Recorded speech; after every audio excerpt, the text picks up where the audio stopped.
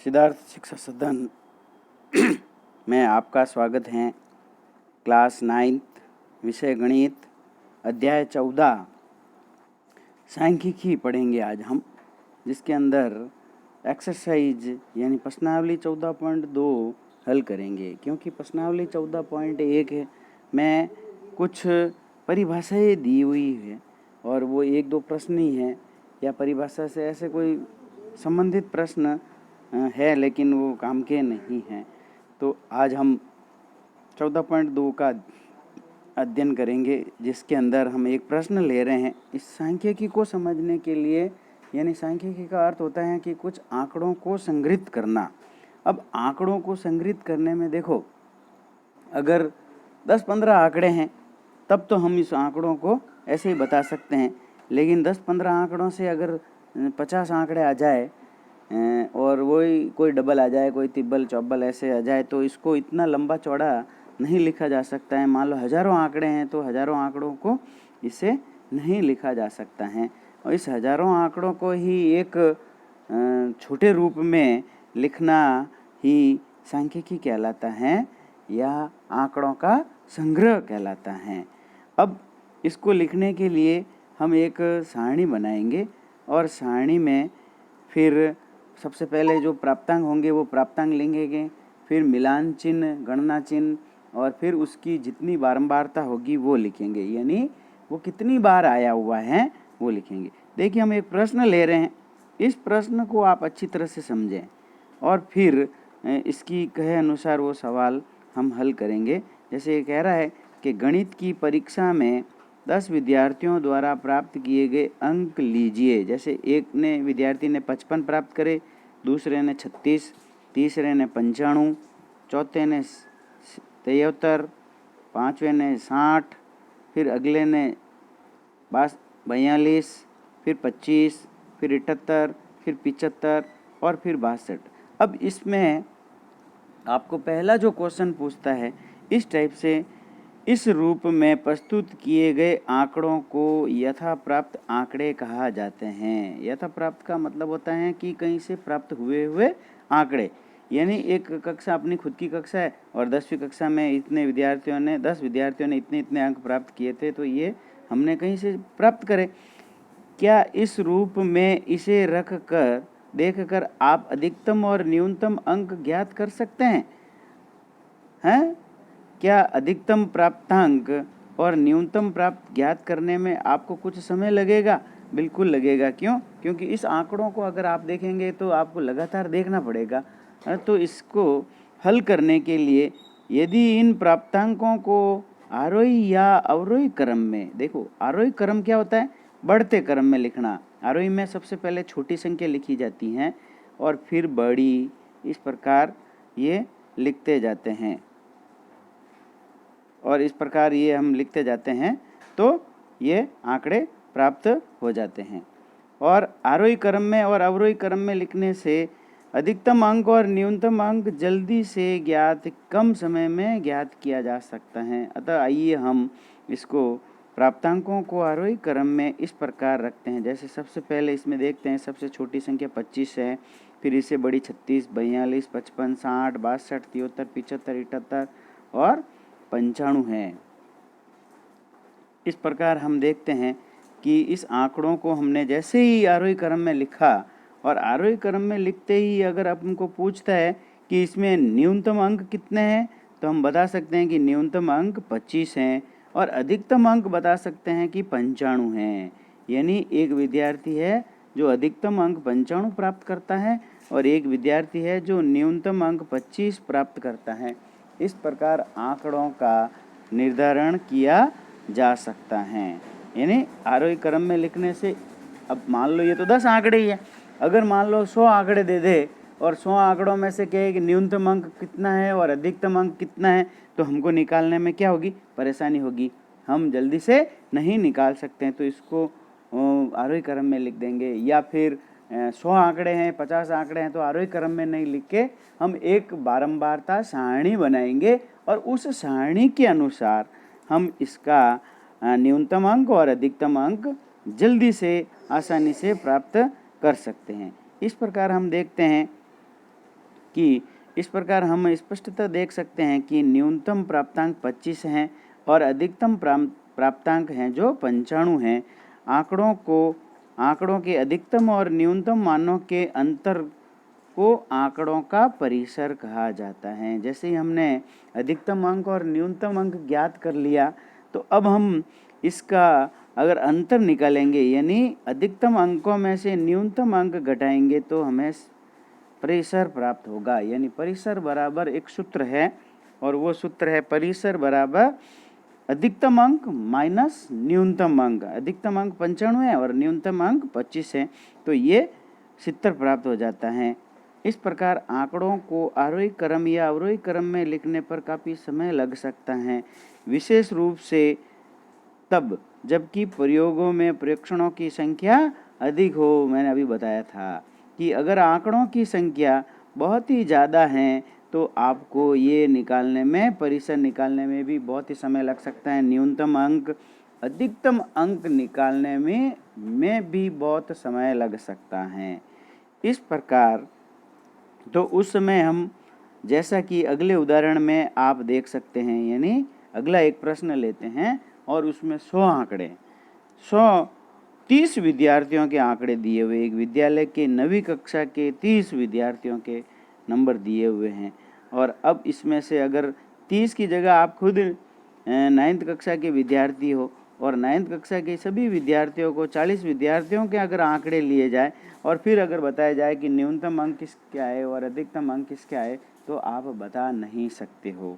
तो जैसे यहाँ पे दिए हुए हैं ये आंकड़े, जैसे 10, 20, 36, 92, 95, 40, 50, 56, 60, 70, 92, 88, 80, 70, 72, 70, 36, 40, 36, 40, 92, 40, 50, 50, 56, 60, 70, 60, 60, 88।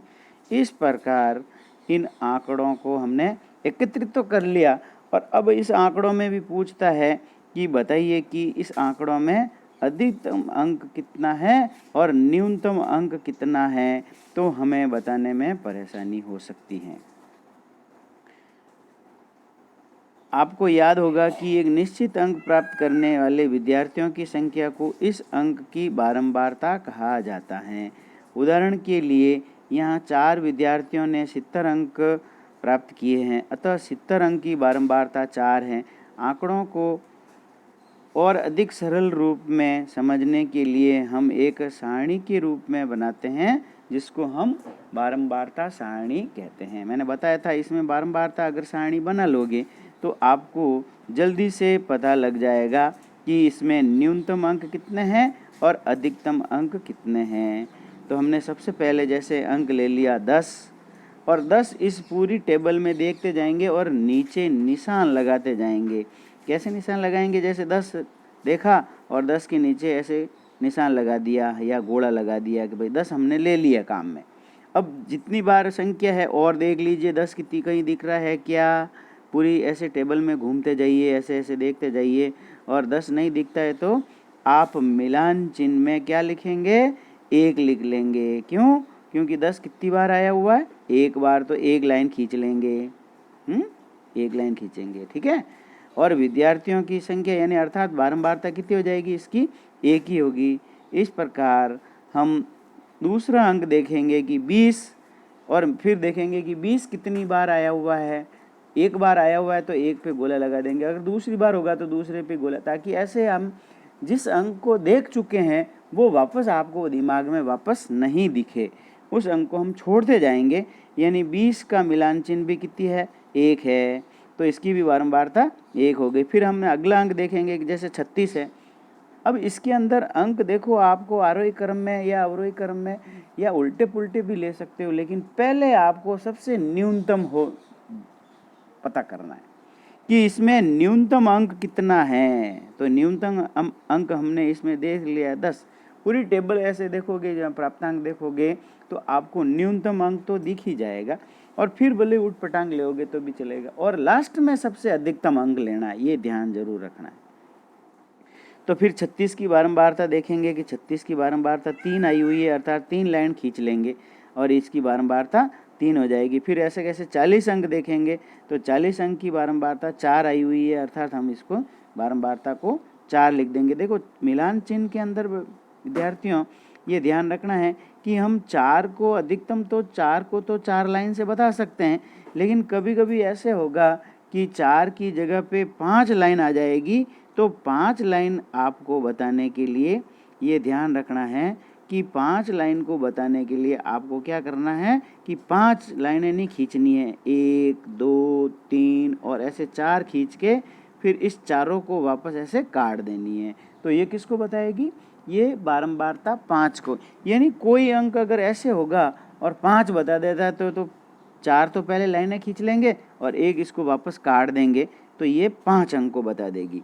अब अगर 7 बताता है तो 5 के आगे और 2 लाइन खींच लीजिए 7, फिर 8 कहता है तो और खींच दीजिए, 9 कहता है तो और खींचिए, अब 10 कहता है तो फिर इसको और काट देंगे। तो इस प्रकार ये 5 इसको बताएगी और 5 इसको बताएगी, 10 ये बताएगी। ये ध्यान आपको रखना है।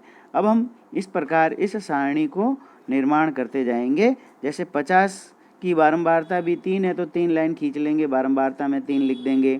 इस प्रकार 56 की बारंबारता देखेंगे कि 2 है तो 2 लिख देंगे। फिर 60 की 4 है तो 4 लिख देंगे। 70 की भी 4 है तो 4 लिख देंगे। 72 की कितनी है? 1 तो 1 लिख देंगे। फिर इस प्रकार से 80 की भी 1 तो 1 लिख देंगे। इस प्रकार 88 की 2 तो 2 लिख देंगे। 92 की 3 है तो 3 लाइन खींच लेंगे और बारंबारता में 3 लिख देंगे। इस प्रकार 95 की कितनी है? 1 तो हम इसकी बारंबारता भी 1 लिख देंगे। इस प्रकार प्रिय विद्यार्थियों देखो, अब अगर इस सारणी के बनाने के बाद में अगर आपको अगर पूछता है कि बताइए इसमें न्यूनतम अंक कितने हैं, तो हम कह सकते हैं न्यूनतम अंक 10 हैं और इसकी बारंबारता कितनी है? 1 है। अर्थात ये हम बता सकते हैं कि ये इसका न्यूनतम अंक है और इसकी बारंबारता भी पूछता है तो बता सकता है। फिर कहता है कि इसमें अधिकतम अंक कितने हैं, तो हम अधिकतम अंक देख सकते हैं, सबसे लास्ट में आया हुआ है।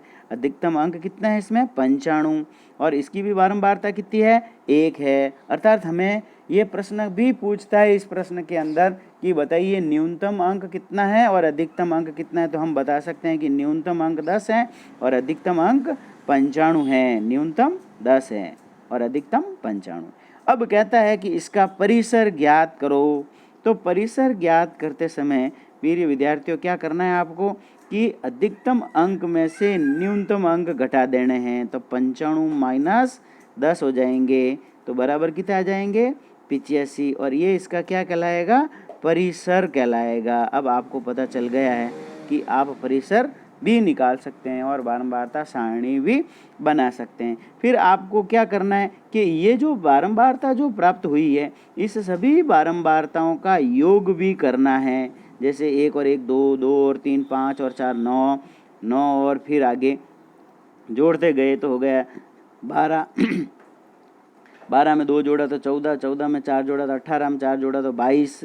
इस प्रकार 22 में 1 जोड़ा 23, 23 फिर 1 24, फिर 2 26, 26 में फिर 3 जोड़ा 29 हैं और फिर 1 जोड़ा तो 30। अब नीचे आपको ये जोड़ भी लिख देनी है और फिर देखना है कि आपको प्रश्न के अंदर कितने विद्यार्थियों की पूछी थी कि कक्षा के 9th कक्षा के 30 विद्यार्थियों की, यानी ये संख्या और वो संख्या मिल गई, तो इसका मतलब आपने जो बारंबारता निकाली वो भी बराबर है और आपके उत्तर बिल्कुल सही हो जाएगा। कॉन्फिडेंस आ जाएगा कि मेरे उत्तर सही है या नहीं है।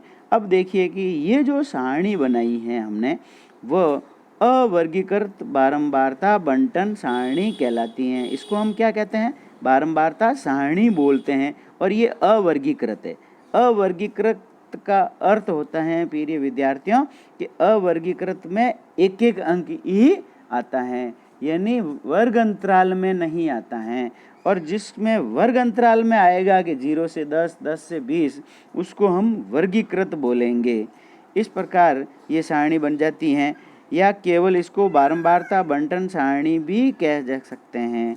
ध्यान दीजिए कि इन सारणी को बनाने में आप मिलान चिन्हों का प्रयोग कर सकते हैं, जैसे कि अगले उदाहरण में दिखाया गया है या इसमें भी देख सकते हो। प्रिय विद्यार्थियों देखिए इस प्रकार ये सारणी बन जाती हैं। अब अगर इस प्रश्नावली के अंदर आपको अगर कहता है 100 अंक दे देता है, मान लो 100 जिणों के अंक लिख देता है और फिर सारणी बनाने का कहता है, तो इसका और एक शॉर्ट रूप है जो कि हम अगले वीडियो में पढ़ेंगे।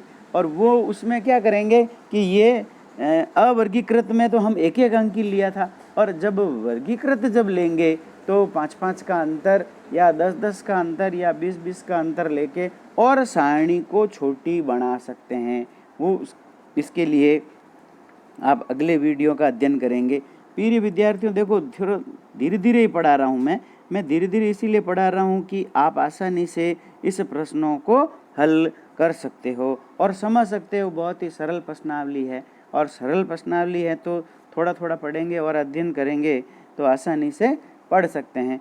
अब देखिए, अब इसके अंदर ये एक वापस मैं बता देता हूँ कि आपको एक चीज़ ये वापस ध्यान रखनी है कि खास इसके अंदर ये ध्यान रखना है कि कोई भी अगर कम आंकड़े हो तो आपको आरोही क्रम में लिखना है और फिर न्यूनतम अंक और अधिकतम अंक बताना है और आसानी से बता सकते हो।